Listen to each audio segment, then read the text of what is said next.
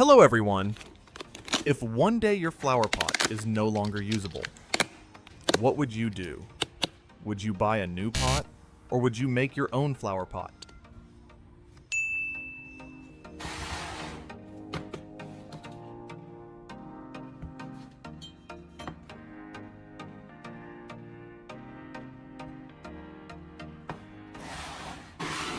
Today, I'm going to show you how to make a strong flower pot using simple materials you already have at home. You start by pouring dry cement into a sturdy mixing tub. You want a smooth mix with no dry pockets left at the bottom.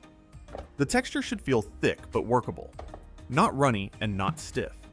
If it looks too dry, add a small splash of water and mix again. If it feels too loose, add a bit more cement. Do not rush this part. Add clean water a little at a time while you mix. Use a small shovel or a stick and keep turning the cement until it comes together evenly. Take your time here. A good cement base makes everything else easier and stronger later on. Once the cement is mixed, you pour in the white PVA glue and stir it in slowly. Make sure it spreads through the mix evenly so everything binds together. Tell me where you're watching from. I always enjoy seeing the different cities and states you're tuning in from.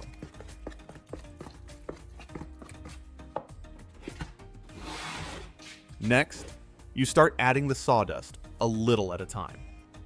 Keep mixing as you go and watch how the texture changes. The mix becomes lighter and easier to shape, but it should still hold together well. You are looking for a thick, firm blend that you can press and smooth without it falling apart. Take a moment to mix it well before moving on.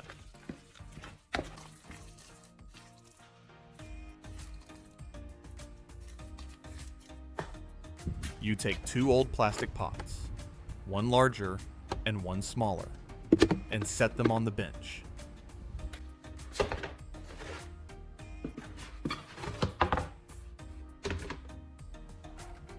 On the bottom of the larger pot, you glue a small round piece of foam right in the center. This foam will help create a drain hole later. Next, you brush a light coat of used oil all around the inside of the large pot. This keeps the cement from sticking.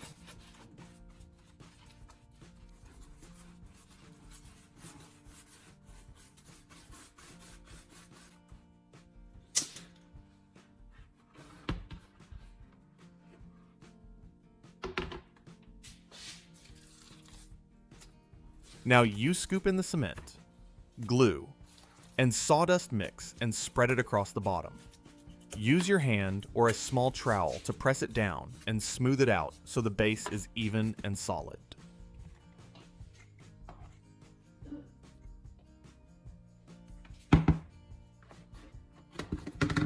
You take the smaller pot and trim it down to the height you want using a cutting tool.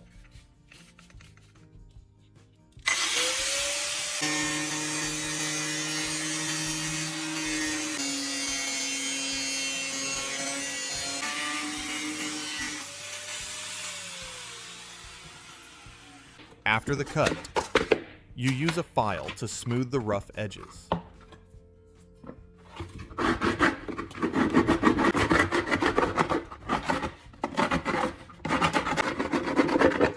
This helps the pot sit cleanly in the mold and keeps sharp spots from causing problems later. You brush a thin coat of used oil around the outside of the smaller pot so it releases easily later.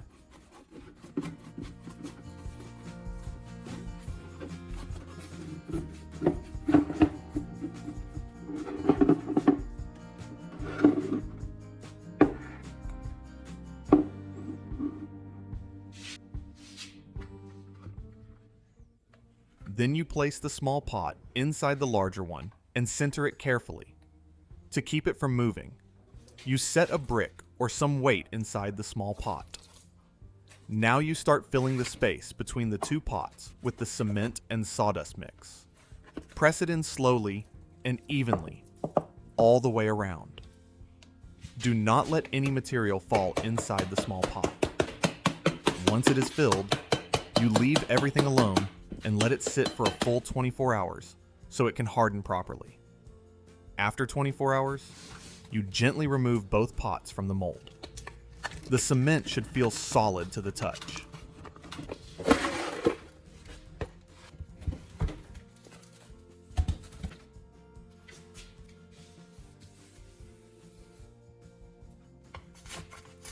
At the bottom, you find the spot where the foam was placed and use a screwdriver to punch through and create a drain hole.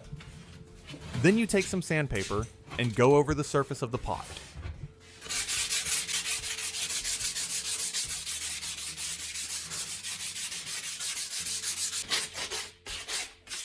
This smooths out rough areas and gives the pot a clean, even finish before painting.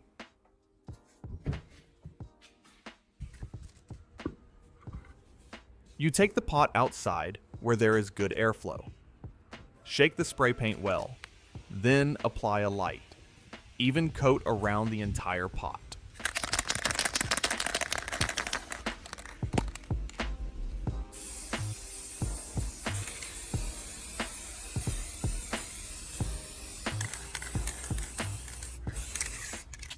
Do not rush this part.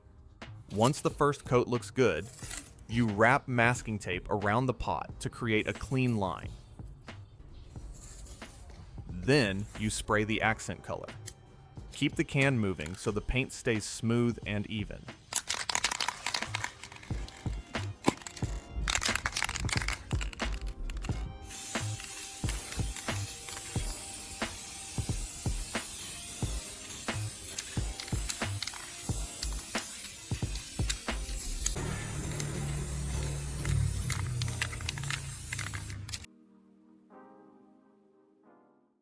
After about 6 hours, the paint is dry to the touch. You slowly peel off the tape and reveal a clean white edge with a red body around the pot.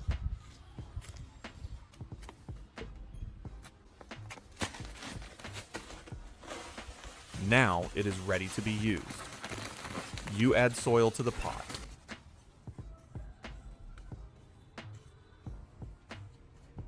Press it down lightly and place the flower inside. Adjust the soil around the roots so the plant sits straight.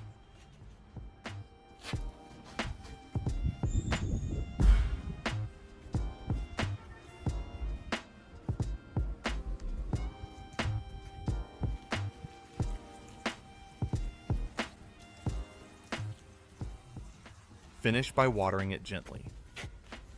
At this point, the pot looks finished, solid, and ready to sit outside and do its job. The new flower pot is finished and ready to use. It is strong, it looks good, and it was made from simple materials you already had on hand. This is the kind of project that saves money and keeps useful things out of the trash.